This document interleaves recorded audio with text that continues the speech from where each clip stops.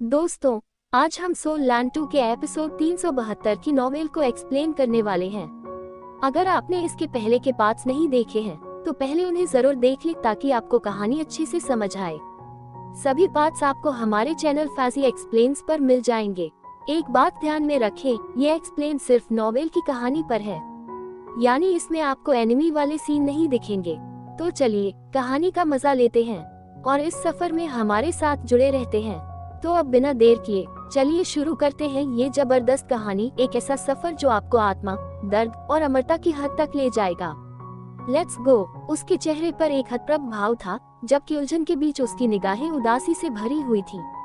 हाँ, शायद मैं सच में उससे प्यार करने लगी हूँ। स्नो, तुम गलत हो। तुम्हें उसे नहीं मारना चाहिए था। उसे मारकर मैं तुम्हारे साथ कभी नहीं रह पाऊंगी। शायद मुझे उससे प्यार नहीं हुआ है, लेकिन मैं तुम्हारे साथ कभी नहीं रह पाऊंगी क्योंकि वह तुम्हारे हाथों मर गया। अन्यथा मैं उसके लिए जो भावनाएं रखती थी उनके अनुसार कैसे जी पाऊंगी। हालांकि वह मजबूत नहीं था और अतीत में मेरा दुश्मन भी था, लेकिन वह मेरे लिए वाकई बहुत अच्छा रहा है। उसके आसपास होने से मुझे हमेशा उम्मीद की एक किरण महसूस होती है।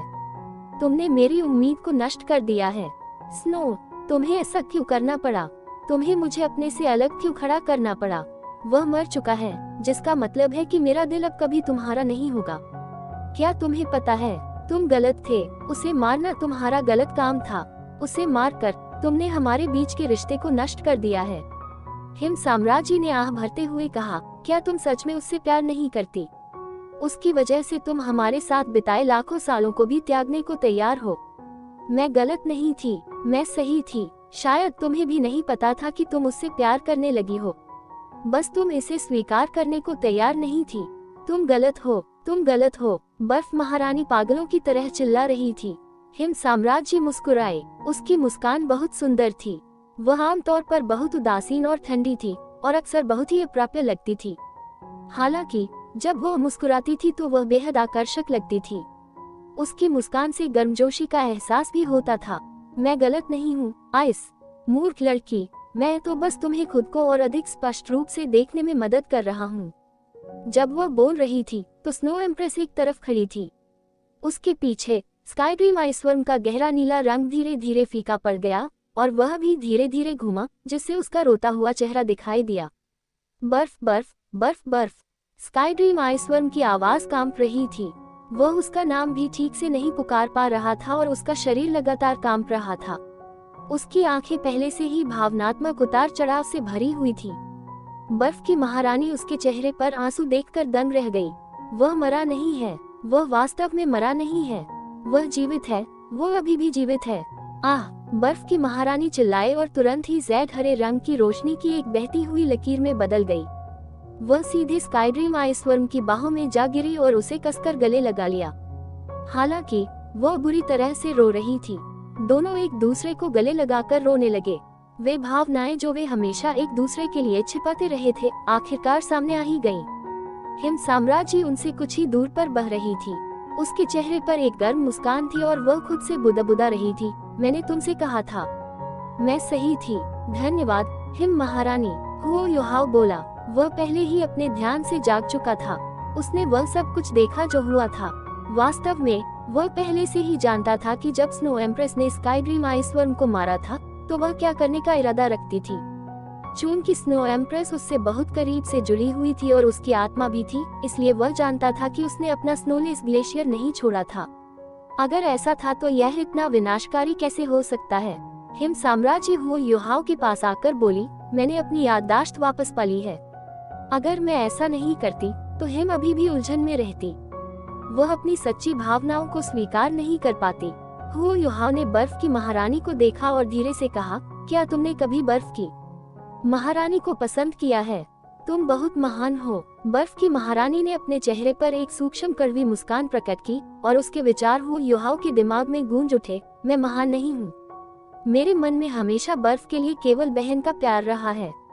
यह हुओ युहाओ को अचानक समझ आ गया और जब उसने हिम साम्राज्य को देखा तो उसका चेहरा थोड़ा अजीब हो गया। हालांकि उसके चेहरे पर एक गर्म मुस्कान थी। ये देखकर कि स्काई ड्रीम आइसवर्म ने आखिरकार उस महिला का दिल जीत लिया है जिससे वह प्यार करता था, वह बहुत खुश हुआ। यह एकदम सही था। स्काई ड्रीम आइस वर्म सबसे पहले रोना बंद कर दिया, लेकिन वह अभी भी आइस एम्प्रेस को कसकर गले लगा रहा था। आइस एम्प्रेस का रोना भी धीरे धीरे बंद हो गया, लेकिन वह अपना सिर उठाने को तैयार नहीं थी। उसने अपना सिर स्काई ड्रीम आइस वर्म की बाहों में दबा लिया। स्काई ड्रीम आइस वर्म ने अपना सिर उठाकर हू युहाओ को देखा। ये देखकर कि वह खुश था, वह तुरंत लाल हो गया और हिम साम्राज्य की ओर कृतज्ञता पूर्वक सिर हिलाया। हिम महारानी मुस्कुराए और कुछ नहीं बोली। बर्फ, सब ठीक है, सब ठीक है, मैं भविष्य में तुम्हारी रक्षा करूंगा। क्या तुम्हें पता है, आज मेरे जीवन का सबसे खुशी का दिन है। ये सच है, मैं वाकई बहुत खुश हूँ। मैं दुनिया का सबसे खुशमिजाज बर्फीला कीड़ा हूँ। मैं जरूर हूँ। बर्फ की महारानी ने हल्के से नाक सिकुड़ी और उसके कंधे पर थपकी दी। अचानक उसने खुद को उसके आलिंगन से छुड़ाया और हू युहाओ के शरीर में गायब होने से पहले जैद हरे रंग की रोशनी की एक लकीर में बदल गई। वह अभी वास्तव में शर्मिंदा थी। स्काई ड्रीम आइस वर्म ने बर्फ की महारानी को गायब होते देखकर ठहाका लगाया। उसने अपने चेहरे से आंसू पोंछे और उसके चेहरे पर सिर्फ एक नखरे वाली झलक रह गई। अवशोषित करना जारी रखो। बोलते समय उसने एक हाथ कमर पर रखते हुए और दूसरे हाथ से दूसरे बहुविध रहस्यमय बर्फसार को पकड़ते हुए अपने पहले वाले अवशोषण को जारी रखते हुए आकर्षक मुद्रा बनाई। योजक चिन्ह, योजक चिन्ह, योजक चिन्ह, योजक चिन्ह, योजक चिन्ह, योजक चिन्ह, योजक चिन्ह, योजक चिन्ह, योजक चिन्ह, योजक चिन्ह, योजक चिन्ह। समय बहुत तेजी से बीत गया। Star Annie's mysterious ice grass ने अपने मैनिफोल्ड मिस्टीरियस आइस एसेंस के छठे स्तंभ को पूरी तरह से अवशोषित कर लिया। उसके बाद स्काई ड्रीम आइस वर्म ने भी अपने तीसरे स्तंभ का अवशोषण पूरा कर लिया। हालांकि यह उसका केवल तीसरा था, फिर भी यह उसकी आध्यात्मिक उत्पत्ति की नींव को मजबूत करने के लिए पर्याप्त था। ये सिर्फ इतना था कि उसके शरीर के अधिकांश भाग आध्यात्मिक प्रकार के थे। यही कारण था कि वह हू युहाओ के लिए कुछ बर्फसार को सील करने में असमर्थ था। Star Annie's mysterious ice grass इस पहलू में बहुत ज्यादा शक्तिशाली थी। इसने अपने लिए 4 को अवशोषित कर लिया था और हू युहाओ के लिए 2 और सील कर दिए थे। ये केवल आइस एम्प्रेस से कमतर थी। इस समय बर्फ के केवल 6 स्तंभ ही बचे थे। इस गुफा में तापमान भी बढ़ना शुरू हो गया था। योजक चिन्ह, योजक चिन्ह, योजक चिन्ह। युहाओ, क्या तुम्हें इसका एहसास है? हालांकि यहाँ बर्फ का सार बहुत कम है, लेकिन तापमान तेजी से नहीं बढ़ रहा है। ऐसा क्यों है? स्नो एम्प्रेस ने स्काई ड्रीम आइस वर्म और मिस्टीरियस आइस ग्रास दोनों को हू युहाओ के शरीर में वापस जाने की अनुमति देने के बाद हू युहाओ से पूछा। हू युहाओ ने जवाब दिया, ऐसा इसलिए है क्योंकि यहाँ का तापमान बहुत कम है। तापमान बढ़ाने के लिए बहुत अधिक तापीय ऊर्जा की आवश्यकता होती है। हालांकि इस ठंडे झरने में बहुत कम तापीय ऊर्जा है। भले ही हम सारा बर्फ का सार निकाल दें, फिर भी यहाँ का तापमान बढ़ने में कुछ समय लगेगा। हिम साम्राज्य ने सिर हिलाया और कहा, ये सही है। ठीक है, तुम अंतिम 6 खंभों को अवशोषित कर सकते हो। तुम्हारे शरीर की ताकत को देखते हुए तुम्हें इतनी मात्रा में बर्फ का सार सहन करने में सक्षम होना चाहिए। मैं तुम्हारी मदद करूंगी, चिंता मत करो। जाओ और बीच में खड़े हो जाओ। ठीक है। हू युहाओ सहमत हो गया और बर्फ की गुफा के केंद्र में चला गया। उसे धीरे धीरे लगने लगा कि यह अच्छी बात है कि हिम साम्राज्य को अपनी याददाश्त वापस मिल गई है। वह न केवल एक मजबूत साथी थी, बल्कि वह एक शिक्षक की तरह भी थी, क्योंकि वह उसकी मदद करती रही।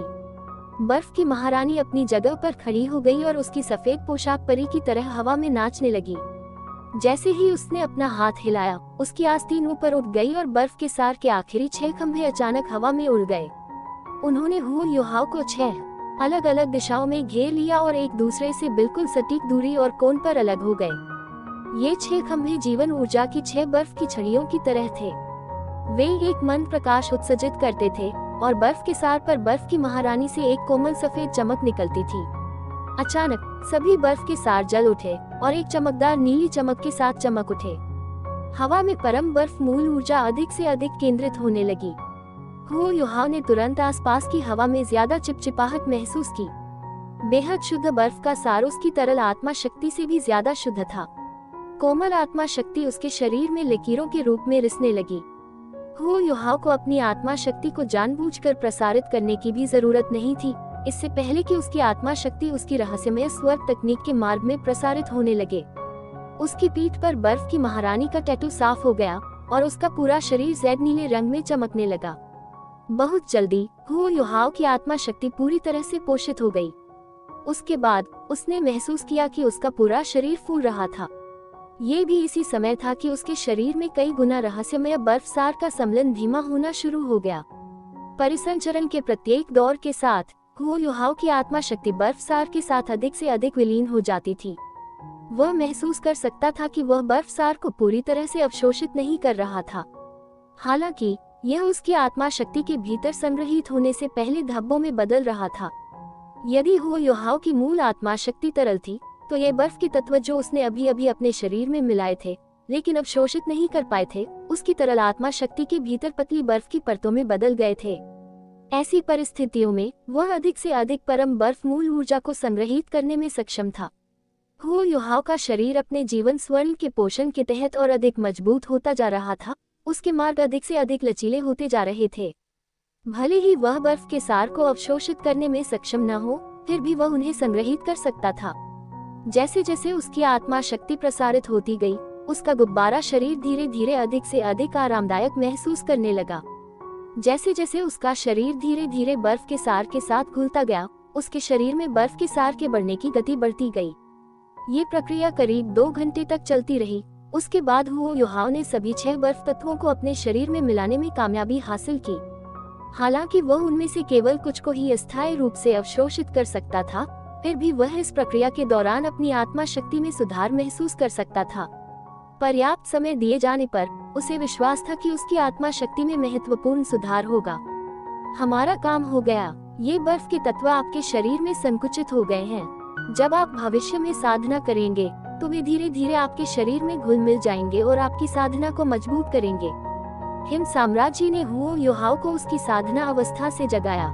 जैसे ही उसने अपनी आंखें खोली, हुओ युहाओ ने अचानक अपने शरीर के चारों ओर छोटे छोटे सफेद चक्रवात देखे। वे बर्फीले ठंडे आभा से भर रहे थे। जैसे ही उसने सांस ली, उसने पाया कि ये चक्रवात उसकी नाक से निकल रहे थे। ये वाकई जादुई था। ये जगह, यह अफसोस की बात है। हिम महारानी ने अपने चारों ओर देखा और आह भरी। हुओ युहाओ उत्सुक था और उसने पूछा, क्या गड़बड़ है? अगर आपको ये एपिसोड अच्छा लगा हो, चाहे थोड़ा सा भी मजा आया हो, तो चैनल को सब्सक्राइब जरूर कर लेना, वीडियो को लाइक कर देना और प्यार से एक प्यारा सा कमेंट भी छोड़ देना। आपके हर एक रिएक्शन से हमें बहुत हौसला मिलता है। अगली वीडियो में फिर मिलते हैं। खुदा हाफिज।